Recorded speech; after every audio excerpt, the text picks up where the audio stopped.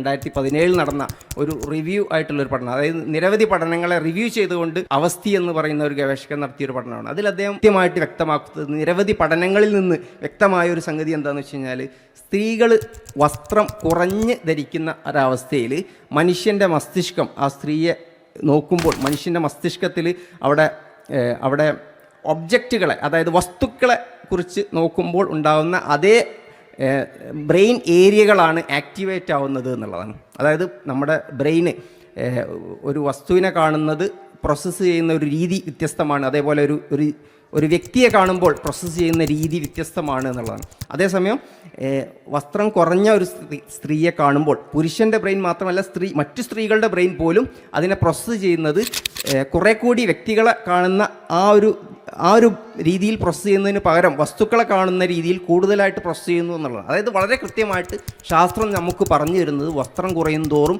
ഒബ്ജക്റ്റിഫിക്കേഷൻ, അതായത് വസ്തുവൽക്കരണം കൂടും എന്നുള്ളതാണ്. അതായത് സ്ത്രീയെ വസ്തുവായി കാണുന്ന പ്രവണത കൂടും എന്നുള്ളതാണ് ശാസ്ത്രീയ പഠനങ്ങൾ നമുക്ക് പറഞ്ഞു തരുന്നത് വളരെ കൃത്യമായിട്ട്. അപ്പോൾ നമ്മൾ പലപ്പോഴും ഇതിനൊക്കെ കളിയാക്കിക്കൊണ്ട് പലരും സംസാരിക്കുന്നത് കേൾക്കാറുണ്ട്. എന്നാൽ യഥാർത്ഥത്തിലുള്ള ശാസ്ത്രീയമായിട്ടുള്ള പഠനങ്ങൾ മറ്റൊരു ചിത്രമാണ് നമുക്ക് വരച്ച് കാണിക്കുന്നത് എന്നുള്ളതാണ്.